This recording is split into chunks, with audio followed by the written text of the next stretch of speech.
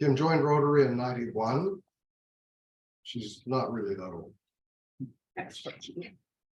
Kim is currently the Assistant Governor and District Trainer for Area 9, a member of the Rotary Club of Essex. She served on numerous committees and district initiatives. And Kim has also received many district and club awards: Rotarian of the Year, District 6400 COG Award, and in 2004, her club was awarded the Dick Hedke Award while she was president. In 2021, recognizing her tremendous accomplishments and the body of humanitarian service work, Zone 28 presented Kim with the Donald McRae Peace Award for outstanding international service. And this year, Kim received Rotary International's highest honor for an individual Rotarian, the Service Above Self Award. Kim's had a huge impact on our community and around the world. She's done humanitarian work in Nicaragua to support the children of the dump, worked on dental projects there. And for the past 10 years, she and her husband, Chris, who's a family doctor, have led Rotary teams raising over $1.4 million for a multitude of projects for the central region of Ghana. We heard Kim's name so much in relation to Ghana, and it continues. And I can list the huge amount of things that we've done. You probably won't remember them all, and it's actually quite staggering. They've included working in health clinics, hosting eyeglass clinics, distributing vaccines, medicine, medical equipment, orthopedic braces, mosquito nets, building and renovating 14 schools, 7 sanitation facilities, drilling 52 water wells. On a recent trip, they brought 80 sewing machines to help families and people have a means to earn a living, and provided a local church with a new roof. And all of this while still making a difference locally with organizations like the Second Chance Ministry. In her non-Rotary life, Kim has built a 34-year career as an internationally recognized communicator, providing public relations support, expertise, and training for numerous organizations and agencies. Fellow Rotarians, it's been a great pleasure to introduce Kim Spirou. And honestly, it is a pleasure to be here. I know you meet early, and I'm not a morning person, but I really looked forward to this when I was invited to come, and I thank you for having me. I know we're probably going to get to the topic of Ghana, but I'm really here to talk about the power of Rotary and how each one of us can harness that power to do good in the world. Rotary gives each of us an opportunity to wield a very powerful instrument. And when we focus that instrument on some of our world's most pressing challenges like polio and other things, extraordinary things result. And extraordinary things resulted on our recent mission to Ghana. Oh, we're into it. On October 24th, we left this past October. We were actually lugging 53 hockey bags. The bags were filled with Days for Girls kits. We brought 400 of those. We had medicine, school supplies, dental supplies, orthopedic braces, as was mentioned, eyeglasses, all kinds of things. And we put them in hockey bags because the ones that don't have the wheels don't weigh much, so you can put a lot of goods in them. So anyway, so we had 15 eager volunteers that signed up, and oddly enough, we do have Rotarians that come on, but I attract a lot of non-Rotarians on these missions who are really interested in that's on their bucket list to do some kind of international work. But the nice thing is they often come and become Rotarians when they come home. So while we go on these missions to transform lives and, in some cases even save lives and help the conditions get better over there, I found that when you go on these trips, they deeply impact yourself as well in the process. It's a transformative experience for sure. Now, the next slide shows our official 2022 team photo. And it's not. And it's there, I swear to God. No. It's on that. Good. Okay. So, no. Anyway, so our team ranged in age from 18 to 73 years old. And as mentioned, with hard work, and I have to say God's grace, I'm thrilled to report that our team actually raised for this trip $225,000, and some of that was American. And we invested money.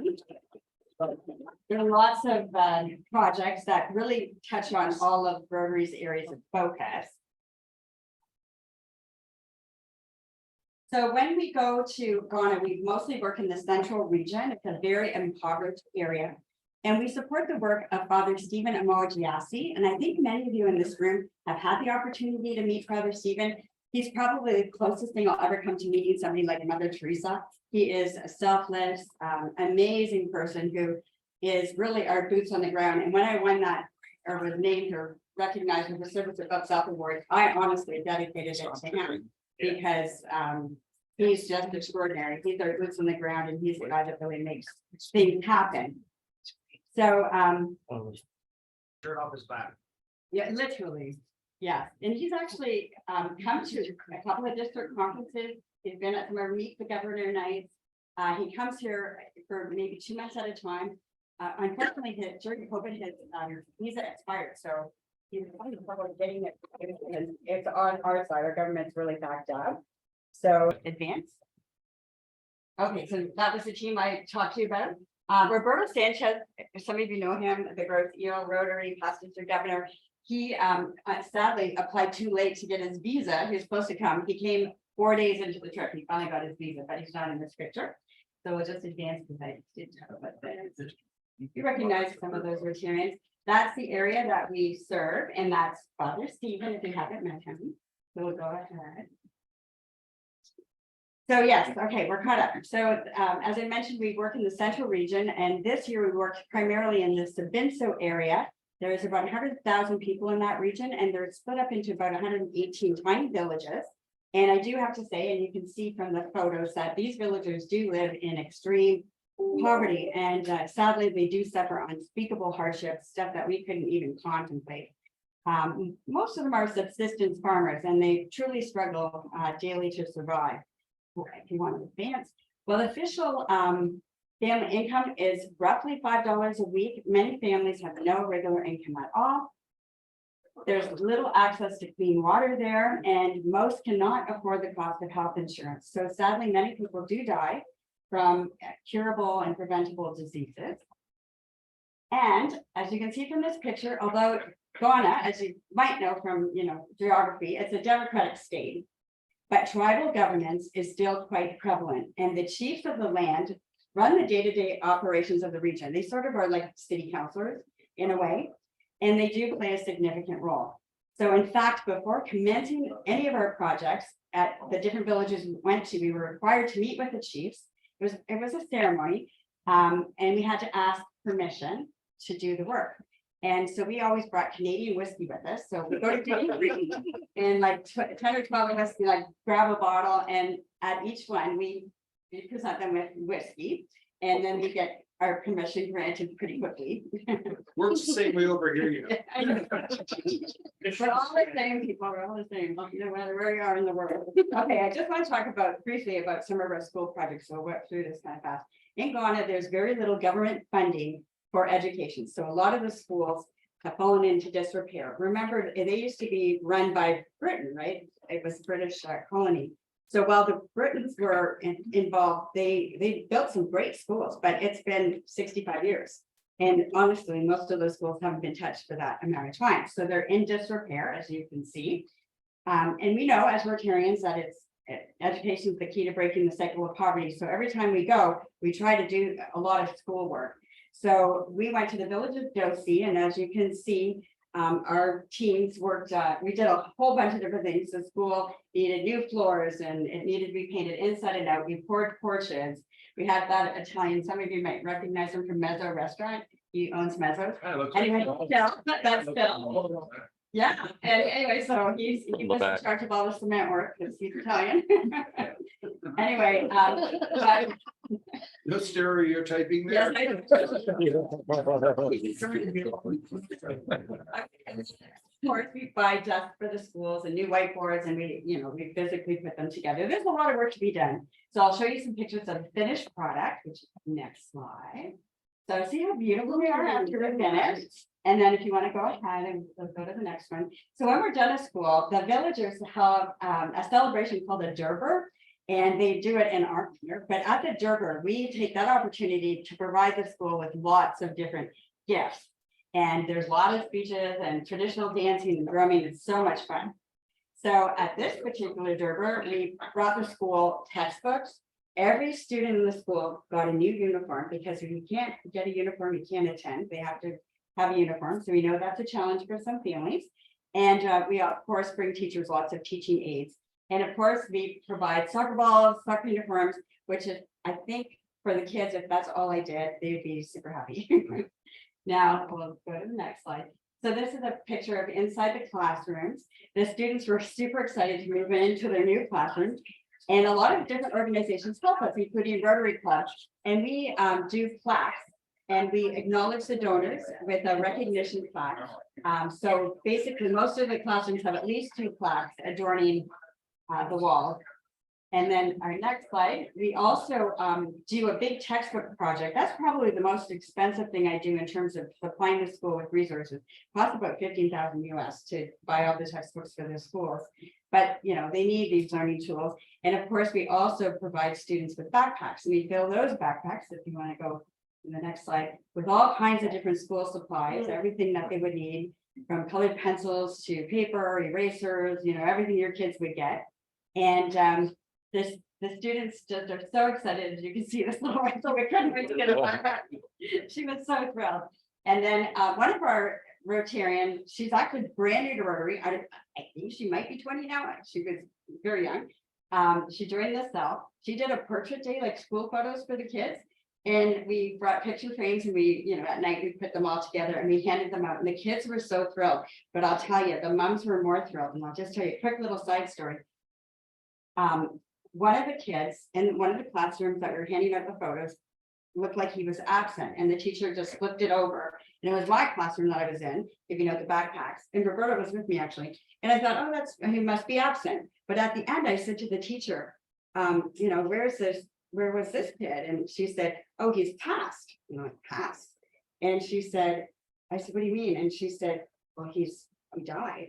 I'm like, we just took a picture like 4 days ago. He had malaria and he succumbed to malaria. Oh, So it was very sad, but she did tell me that, you know, she would get this photo to his mom and that would probably be the only photo that she would have of this child. So these little things actually do matter. They may seem like trivial, but they're meaningful.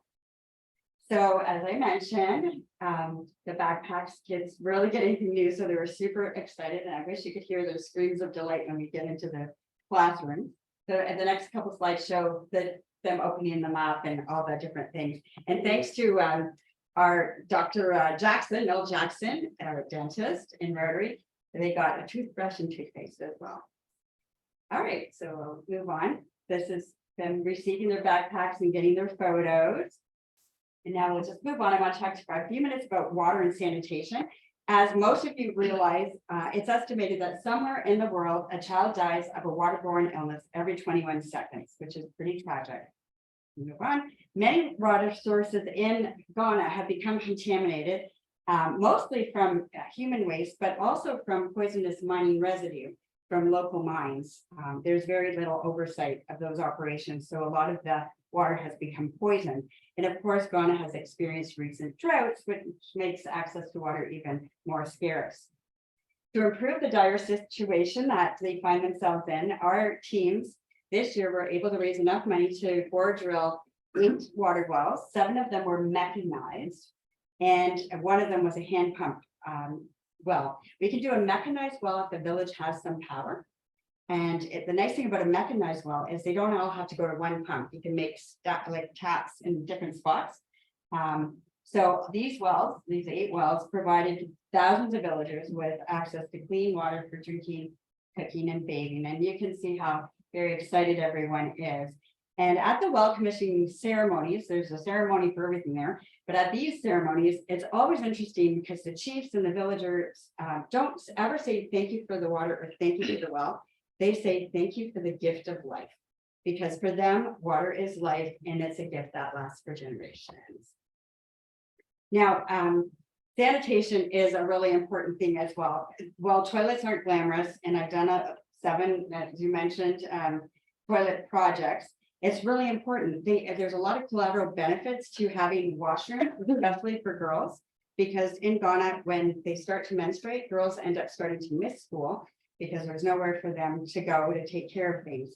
So it also attracts teachers because teachers want to go to schools that have sanitation. So it's really a great thing to do. So we were lucky to be able to raise money to do one of those sanitation projects. If you want to move ahead, we had a lot of work to do because that project was behind. So we were tiling, painting, installing the toilets. Yeah, that was a lot of work. Just move on. You can see a picture of the inside. Some of them have never seen a toilet before. So that was kind of fun to see them trying it out and fleshing it out. Yeah. Okay, so next thing I want to talk about very briefly is our maternal health and disease prevention project. So on the healthcare front, we're really blessed. We always have medical people come, and I, of course, drag my husband there. And we provide a lot of primary care and disease prevention programs. So when people find out that a Western doctor's in the clinic, they literally walk for hours, line up for many more hours just to get a chance to be treated by Chris. We also had 4 nurses on this team, and trust me, nurses did a lot there too. So you can see from the next picture, some of you might recognize Lisa Fisher from Harrow. So Lisa brought her sister, who's a nurse, and we had another team member. And here's Lisa. She was treating a kid with malaria, actually. That kid was really, really sick. We bring about 250 pounds of medicine, and it's from Health Partners International Canada. So we get it at a discounted rate, but there's like literally lots of great medicine to treat diabetes, hypertension, other infections.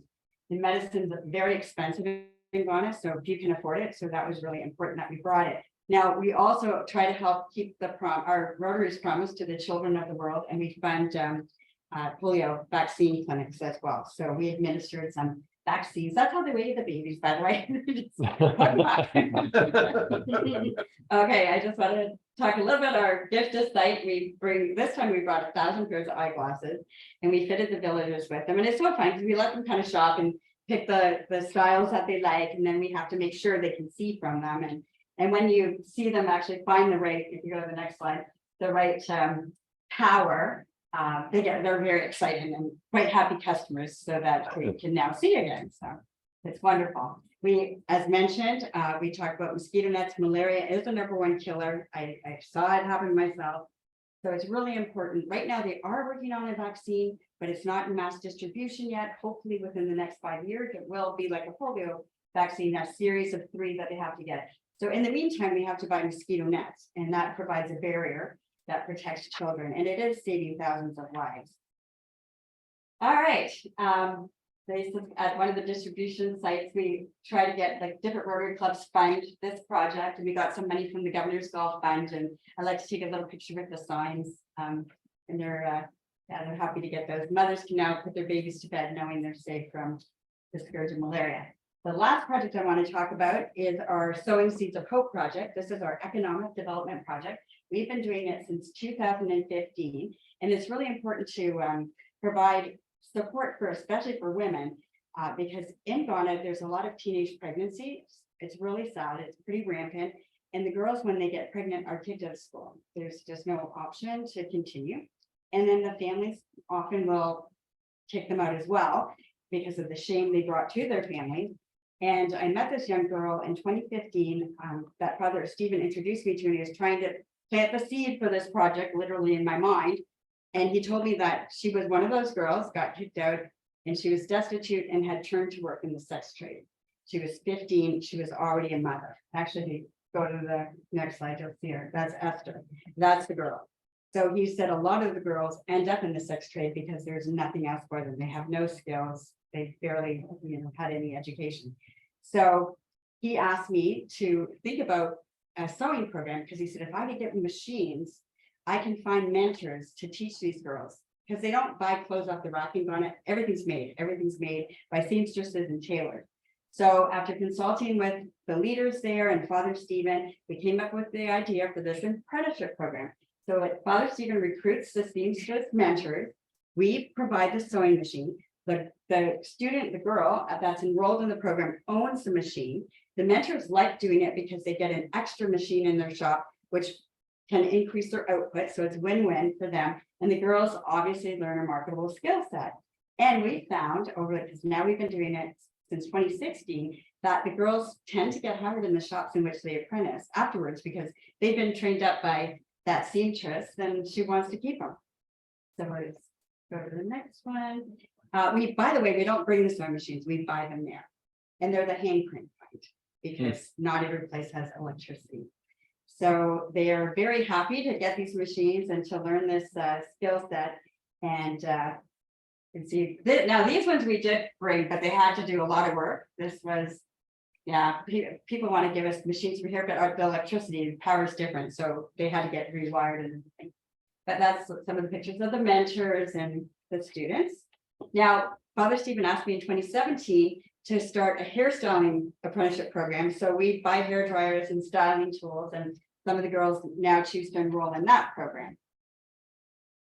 So so this is just that's a mentor. That's one of our students. That's her child. So we actually provide these single moms with hope for their future, and definitely for their baby's future. None of these projects, of course, would be possible without generous clubs like yourself. And I have to say, many Rotary clubs in our district have stepped up. I get probably 400 or 500 donations a year. Some are very big, but most of them are small, 50, 100. You know, people are very generous in the community. And there was a lady that passed away, and she had read about us in the paper. But before she passed, she put us in her will, unbeknownst to me, and she left Chris and I $100,000 for a medical project. So I don't know if the video worked, but it's a kind of a thank you video from the children in Ghana.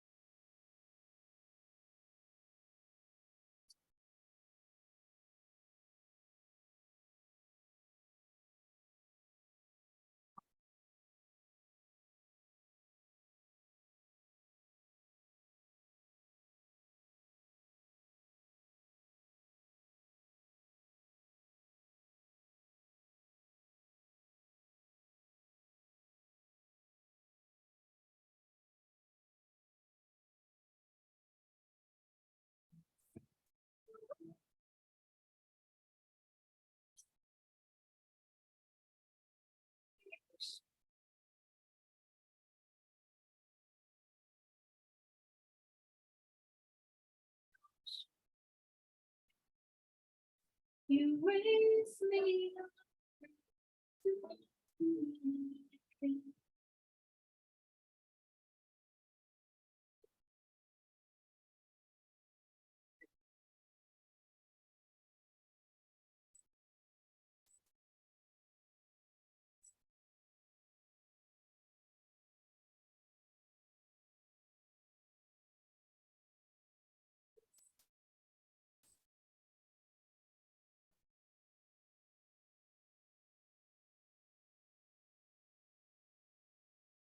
You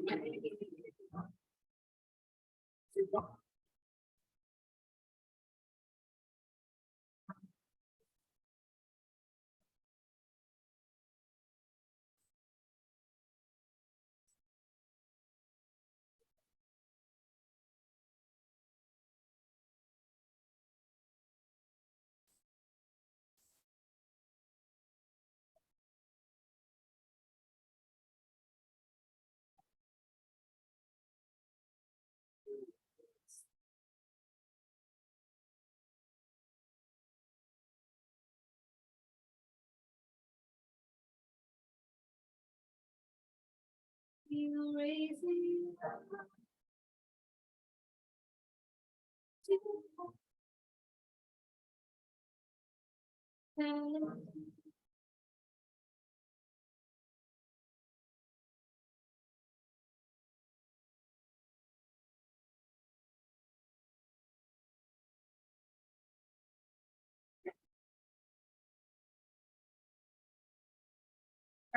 We have time for questions, or have any questions? Yep. You have, How many of you went again? You must have said, but I missed it. 15 on this, but altogether I've probably had 124 people. How many trips? I think that was number 8. Number 8, yeah. couple questions. Go. What is the cost to go? Yeah, that's a really good question. The flights are about $1,500 to $1,800 US, because we go from Detroit, and the accommodations about $35 a night. The trips average 2 weeks, and food is not very expensive, and a lot of villagers just bring us stuff all the time, because at these ceremonies they give us everything, like goats, and we do eat them. Plantains, like a lot of vegetables. No, I got 8 goats this year, and like they're adorable, but I try not to look. There's an area that you just don't want to go to. And we did have a lot of goat, and so it was pretty cool. Yeah, no, so it's probably 4,000-ish, dollars, all in all. But I do also challenge each team member. I mean, they don't get kicked off or anything, but to try to raise 2,000 for the projects. So, you know, that's 30,000, and that usually helps me to fund the school. It's really hard to get grants for construction. You just can't get Rotary grants for construction. So I have to raise that outside of Rotary. And same with the water. You can get grants for water, but it's so cumbersome. It takes forever. I would only be at 5 wells instead of 50. It's actually 53 now. Yeah, so. My next question was, years ago, when Michael and Shelley were doing relay, they were asking for pillowcases to make dresses out of pillowcases. Do you still collect Yeah, pillowcases? in the video. Well, I probably saw, yeah. and that's what made me think. Yeah, we do. We actually every year, I can't mention everything we do because like there's so much stuff that we do, but we always get little Africa dresses. We source them actually from a group in the States. And so we go over and we pick up hundreds of them. And we give, everybody gets a pillowcase dress. And for the boys, I always feel sad, so I collect t-shirts and shirts for them. And so they get another outfit besides their school uniform. Yeah, they're really cute. And some people here make them. Lynn Carpenter makes them like crazy. She's always dropping them off to me at different times. Yeah, so it's cool. You go every year, sorry. I have been going every year. We check, obviously COVID, we missed that year. We're going in February of this year for 2 weeks.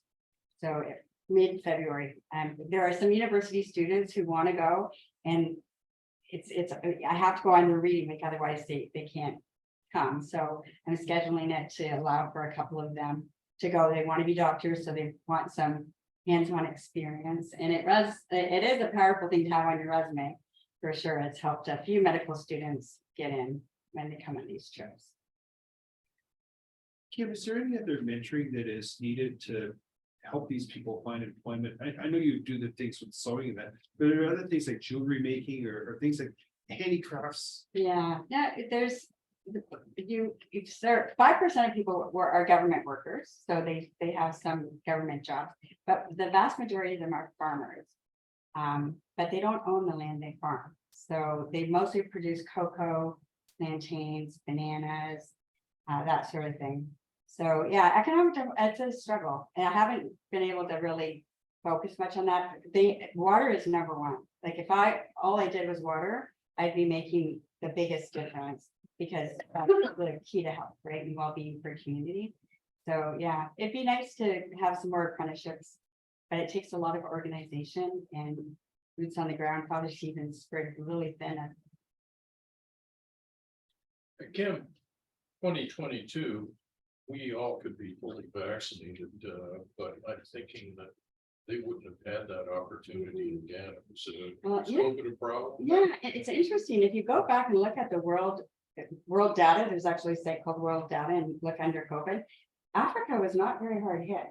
Yeah. I don't know why, but they didn't really suffer on the scale that we did. They did get vaccines late, like not as early as us. Some of them managed. I remember Father Stephen ended up, because he's so vital to that community. Somehow, some doctor in Cape Coast got him a vaccine because they wanted to keep him alive because he's really important there. Yeah, but it was sad. That's just, Yeah. the World Health Organization, and It wasn't an issue when they were there, though. It- no, nobody got sick. Thankfully. Kind of a two-part question. What are your needs like going as far as, side money, as we know? But eyeglasses, do you still take and those kinds of things? Are you still taking it? I was asked by a former Rotarian, and I didn't think we were collecting eyeglasses anymore, so I asked them to check with the Lions and give them. Yeah, glasses. actually, you know what? I have no problem getting glasses because the Lions clubs have thousands of them. Right. My problem is when I don't have an optometrist, and I don't always have Right. them. Of all my 8 trips, I've only twice had an optometrist. Right. So when I don't have one of those, I bring reading glasses. But even so, like that helps in a big way. So.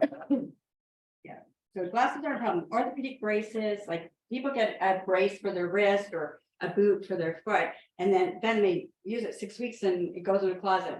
I have Kinetic Connections, they collect them, they have signs in their stores, and so luckily they donate all kinds of braces, so we bring a lot of braces, which is really important because there's a lot of musculoskeletal injuries that happen with farming and just just daily like work. So that's really, really helpful. So we do collect those. There's a box at the door. Oh, sorry, Kim, there's a box at the door that has, I think, 3 soccer balls. Oh, awesome. And then some sandals and running shoes. Oh, awesome. Yeah, that's the other thing. We bring in lots of running shoes. I bet. Yeah. Oh, that's awesome. Thank you. Yeah, no, that's great. But cash is king, to be honest. Like, it sounds crass, but we can't do any of these projects without, donors. So that's probably the most important thing. Okay, one more question for Kim. Speaking of which, I don't know if you could say or if it can't be because it's recorded, but is it the actual folding cash that you take or do you get? We Yeah, wire right. transfer. So, yes, but everything has to get converted to American. So I took such a hit this year. I have in other years, but really bad this year. So there's banking rules with Ghana and it has to be an American. So it gets, I lost So you're- 35% this year. American money, is that what you're, Hmm? you want American money? Yeah, well, luckily our district has a lot of US clubs, so I get a lot of US clubs donating, which is great. It's another challenge. You, how does that work? Pardon me? Where do you collect the money? Like, who Well, I is give it to Neil collects it actually. So people write checks basically to our foundation, our club's foundation. Neil McBath is our little chair. So when we get so much money in, I'll say, and it costs money to wire. So I try to send 50,000 at a time or 100,000. And so we do it in big chunks about 3 times before we go. And then I do bring as much cash as I can for things that we have to pay for over there. Kim, on behalf of our club, thank you very much. It's been a treat. Some of us are rather new to the Rotary and we've heard about this international committee and whatnot. But you've walked us through all the different aspects. I think it's amazing to see how you built upon the previous, I guess it's a British colony. And then resurrected and rebuilt. I guess my question was going to be to you. Because the British English is very prevalent, how about their native language? Right, so the language of instruction in Ghana is English. But most of the villagers also speak local dialects. So the older ones aren't as speaking as well in English, but the kids can converse just fine in English. So that's kind of the vestige of the British Empire. So can you say hello to us in dialect or? Yeah, I can say Mamamo Achi, so Oh, really? that's good morning. I can say, I can say a few bad words. We wouldn't know. Yeah, but I do, No. I actually do a little speech. It's probably about 60 seconds long that Father Stevens helped me with. It's spelled out phonetically and because they always want you to say something and I feel it's a sign of respect to say it in their language. So I can say a few more. Well, this is great. Yeah. thank you very much for this gift of life, which I think is a great way. And in watching all the pictures, it was the eyes that got me. I mean, you can just see that you're really making a difference. So because of that, we've actually got a little cache. We've got a bit of a reservoir where we actually keep things. And we went in and we looked for our Canadian whiskey. And we were going to present you, but we were running. So The honey's good. Thank you so much. Thank you. Thank you.